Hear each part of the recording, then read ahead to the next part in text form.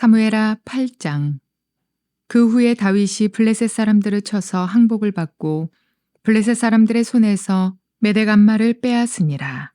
다윗이 또 모압을 쳐서 그들로 땅에 엎드리게 하고 줄로 재어 그 2줄 길이의 사람은 죽이고 1줄 길이의 사람은 살리니 모압 사람들이 다윗의 종들이 되어 조공을 드리니라.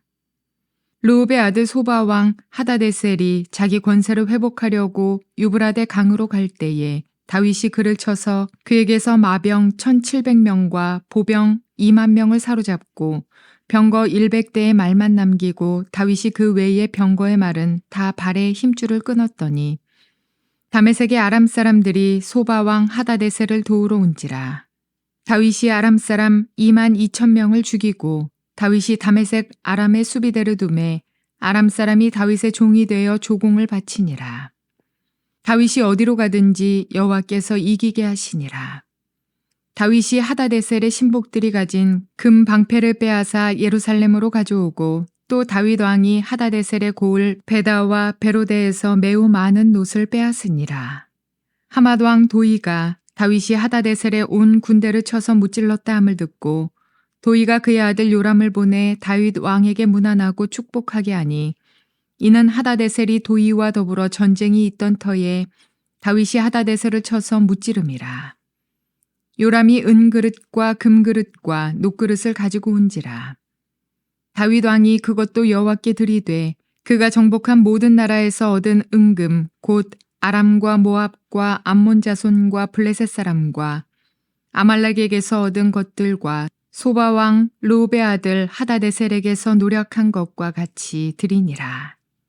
다윗이 소금 골짜기에서 에돔 사람 18,000명을 쳐 죽이고 돌아와서 명성을 떨치니라. 다윗이 에돔의 수비대를 두되 온 에돔의 수비대를 두니 에돔 사람이 다 다윗의 종이 되니라. 다윗이 어디로 가든지 여호와께서 이기게 하셨더라.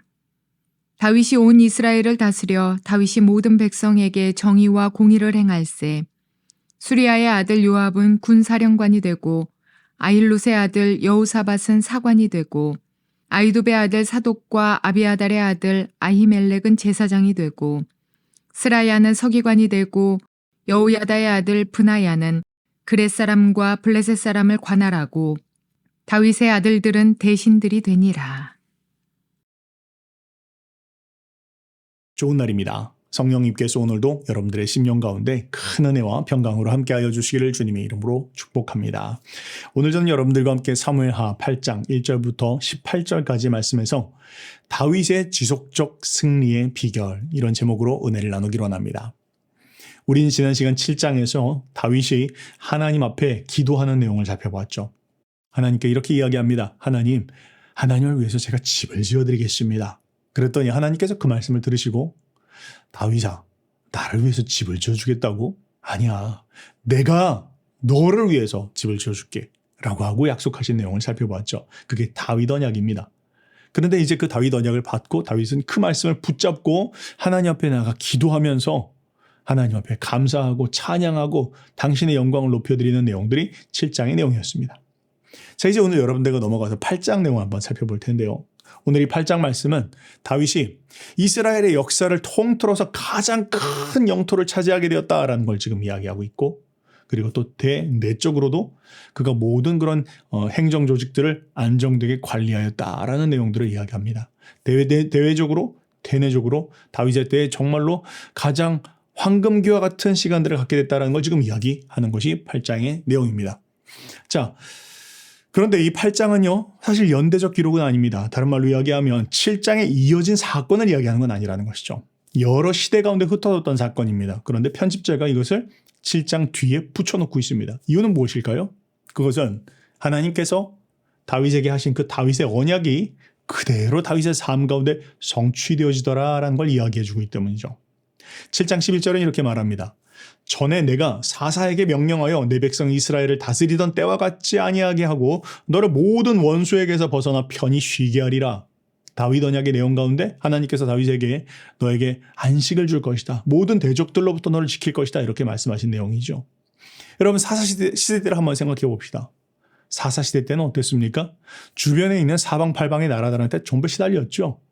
하나님 앞에 그냥 좀 잠깐 잘하는 것 같다가 또다시 우상을 섬기고 넘어지기 시작하면서 주변에 있는 신들, 다른 나라들에게 늘 침략을 당하고 괴롭힘을 당하고 조공을 바쳐야 되고 그것이 사사시대 때 이야기 아니었습니까? 그런데 하나님께서 약속하셨습니다. 언제요? 다윗 언약을 통해서 약속하십니다. 너에게 안식을 줄 것이다. 모든 대적들로부터 너희를 지킬 것이다. 그렇게 말씀하시죠. 그 하나님의 말씀이 이제 8장에 보니까 완전히 성취되게 되었더라. 그런 걸 이야기하고 있는 것입니다.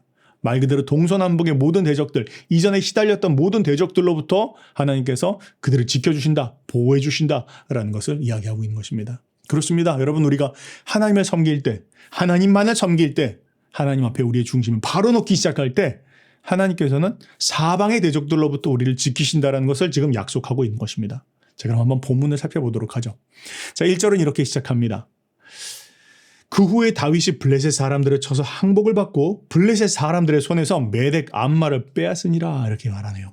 여러분, 블레셋은 어떤 사람들이죠? 이스라엘을 가장 끝까지 괴롭혔던 그런 민족이 바로 블레셋입니다. 그런데 드디어 이 다윗 때에 블레셋을 정복하더라, 평정했다 이렇게 이야기합니다. 멸절한 건 아닙니다. 아직 살아있긴 합니다. 그러나 다윗 시대 이후로 더 이상 블레셋이 이전처럼 이스라엘을 공격했다, 위협했다 이런 내용들은 이제 더 이상 나오지 않습니다. 왜요? 이 다윗 때에 이 블레셋이 완전히 평정되어졌기 때문입니다. 자, 그 다음 이렇게 블레셋은 서남쪽에 있는 종족이었죠. 그리고 나서 이스라엘을 대적했던 또 다른 동쪽에 있는 전통적인 대적 모압에 대해서도 그 전쟁에서 승리하였다는 걸 이야기합니다. 2절입니다. 다윗이 또 모압을 쳐서 그들로 땅에 엎드리게 하고 줄로 재어 그 2줄 길이의 사람은 죽이고 1줄 길이의 사람은 살리니 모압 사람들이 다윗의 종들이 되어 조공을 드리니라. 자, 뭘 말하는 것입니까? 줄로 재어서 작은 자들은 살리고 큰 자들은 죽였다라고 그렇게 지금 이야기하는 것이죠. 그러니까 전쟁할 수 있는 그런 병력들을 다 멸하였다라는 것입니다.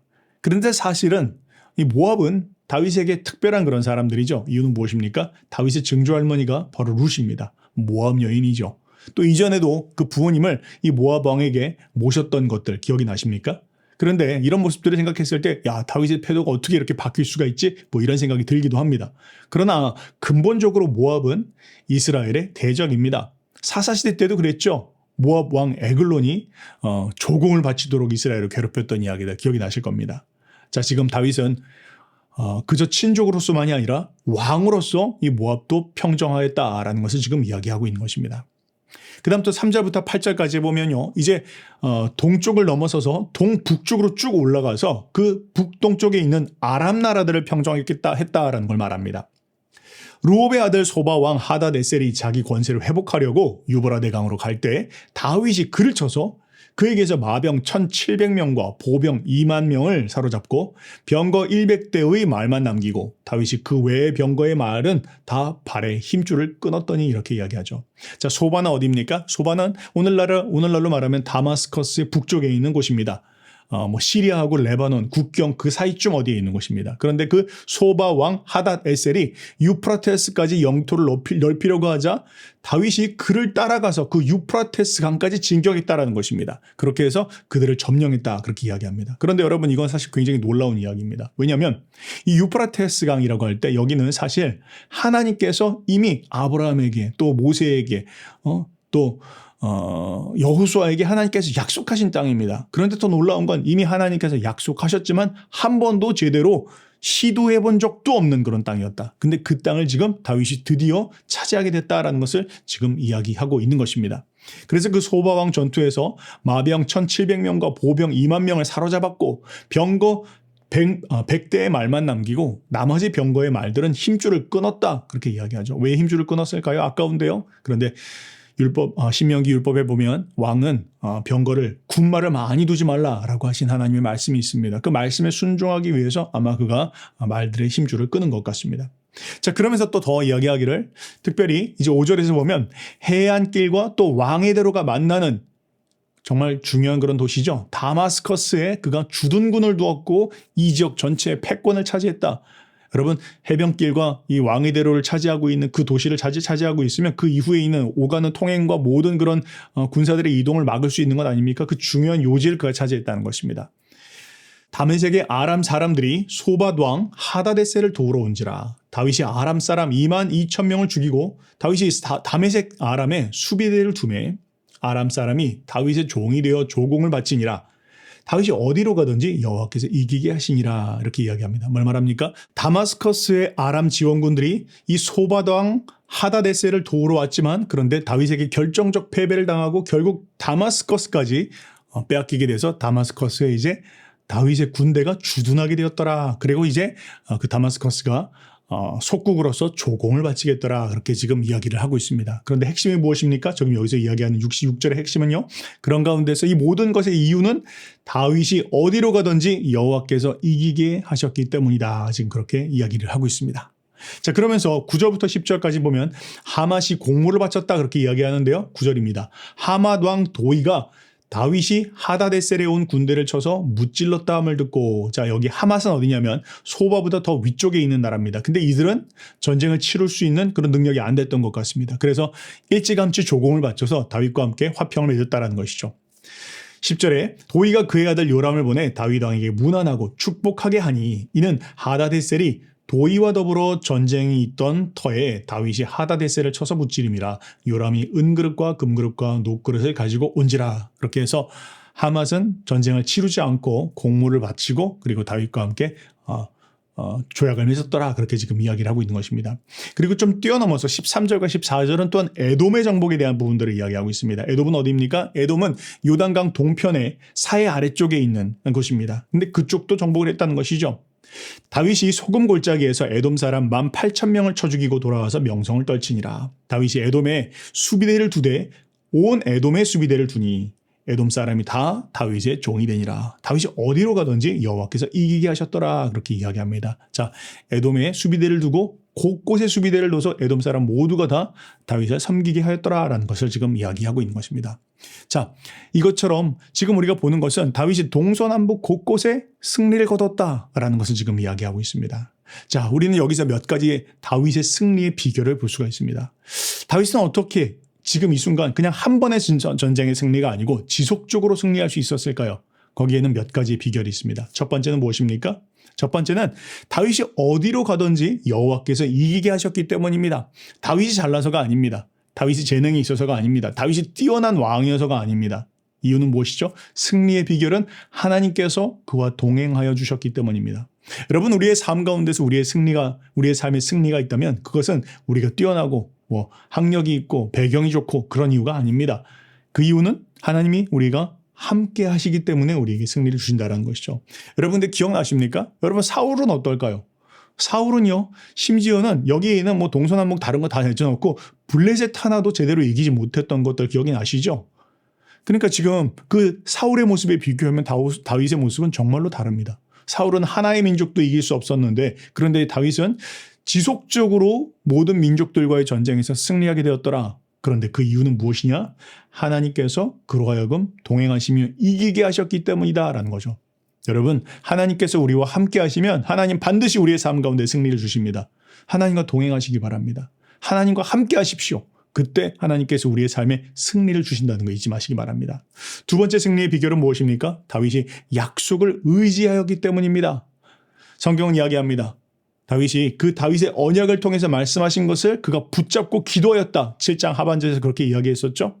하나님께서 다윗에게 약속하신 것을 다윗은 그냥 덮어놓지 않고 그것을 말씀을 붙잡고 기도하였는데 그것이 실제로 다윗의 삶 가운데 성취되었다는 것을 말합니다. 너무나 놀라운 이야기입니다. 하나님이 주신 약속의 말씀 붙잡아야 됩니다. 그것을 붙잡고 기도하기 시작해야 됩니다. 그때 그의 삶 가운데 성취가 일어나기 시작한다는 것이죠. 지금 여기서 이야기하고 있는 것은 하나님께서 아브라함과 맺으셨던 언약, 또 모압과 맺으셨던 언약, 또 다윗 자신과 맺었던 언약을 그가 붙잡고 기도하는 가운데서 정말로 이스라엘에게 약속하신 그 모든 땅을 그가 드디어 처음으로 다 차지하게 되었다는 것을 이야기하고 있는 것입니다. 하나님은 우리에게 반드시 약속하신 것을 성취해 주시기를 원합니다. 근데 그때 우리가 뭘 해야 되죠? 약속의 말씀을 붙잡고 기도하며 믿음으로 나아가야 된다라는 거 우리가 기도해야 할 것이 기억해야 할 것입니다. 자, 세 번째 승리의 비결은 무엇입니까? 다윗은 승리한 후에 이 모든 것을 영광을 하나님 앞에 돌립니다. 11절 12절입니다. 다윗 왕이 그것도 여호와께 드리되 그가 정복한 모든 나라에서 얻은 은금 곧 아람과 모압과 암몬 자손과 블레셋 사람과 아말렉에서 얻은 것들과 소바 왕 루옵의 아들 하다데셀에게서 노력한 것과 같이 드리니라. 모든 영광이 하나님으로부터 왔다라는 것을 인정하고 올려드렸다는 것이죠. 여러분, 어떤 사람들을 보면 일이 안 될 때는 하나님 때문에 그런 거예요. 또 일이 잘 되면 내가 잘나서 그런 거예요. 이런 생각하시는 분들이 있죠. 아니라는 겁니다. 하나님께서 모든 승리를 주신 것 하나님으로부터 온 것입니다. 이기게 하신 것 하나님이 하신 것입니다. 이렇게 지속적으로 승리의 고백을 올려드릴 때 하나님께서 우리의 삶 가운데 승리를 지속적으로 이어줄 수 있게 하신다는 겁니다. 세 가지 이야기했습니다. 첫 번째 무엇입니까? 어디로 가든지 하나님께서 이기게 하셨기 때문에 하나님께서 우리 다윗의 삶 가운데 지속적 승리를 주셨다. 하나님께서 승리가 하나님으로부터 온다는 거 여러분들 기억하시고 하나님께 매어 달리기 시작하면 하나님이 우리의 삶 가운데 계속해서 승리를 주신다라는 거 우리가 기억해야 할 것입니다. 또한 다윗은 그의 약속의 말씀을 의지하고 붙잡고 기도했고 또한 그 모든 것이 하나님으로 왔다는 것을 지속적으로 기억하고 영광을 돌렸다는 것입니다. 이것이 다윗의 삶 가운데 승리의 비결이었다는 것이죠. 그 다음 15절부터 18절까지의 말씀은 다윗이 대내의 통치에 대한 부분들을 이야기합니다. 15절 말씀입니다. 다윗이 온 이스라엘을 다스려 다윗이 모든 백성에게 정의와 공의를 행할세. 다윗이 미시파트와 체다카를 행했다는 것이죠. 이건 하나님의 통치의 질서입니다. 그 기준이 드디어 이스라엘 가운데 서게 됐다는 것이죠. 다윗은 하나님의 통치의 대리자로서의 그 역할을 지금 제대로 해내고 있다는 걸 말합니다. 그 다음 16절과 17절은 대내적으로 행정적인 중요한 중앙 관리들을 모두 임명했다는 것과 18절은 지방의 모든 관리들까지 제대로 다 임명을 했다 그렇게 이야기합니다. 읽어보겠습니다. 수르야의 아들 요압은 군사령관이 되고 아힐룻의 아들 여호사밧은 사관이 되고 아히두베의 아들 사독과 아비아달의 아들 아히멜렉은 제사장이 되고 스라야는 서기관이 되고 여호야다의 아들 브나야는 그렛 사람과 블레셋 사람을 관할하고 다윗의 아들들은 대신들이 되니라 그렇게 이야기하고 있는 것입니다. 자, 사랑하는 여러분, 우리가 오늘 다윗의 지속적인 승리의 비결을 보았습니다. 한두 번 그냥 이길 수 있죠. 그런데 다윗은 지속적으로 이겼다라는 것이죠. 비결은 무엇입니까? 그는 하나님께서 나를 이기게 하신다는 걸 붙잡았고 또한 하나님의 약속의 말씀을 붙잡았고 이 모든 것이 하나님으로부터 왔다라고 그는 늘 고백하며 영광을 돌렸습니다. 이 중심을 붙잡고 살아갈 때 우리가 어떤 영역 가운데서 무슨 일을 하든지 하나님 우리의 삶 가운데 승리를 주실 것이다 라는 거 우리가 기억해야 할 것입니다. 그렇게 승리하시는 저 여러분들 되시기를 주님의 이름으로 축복합니다.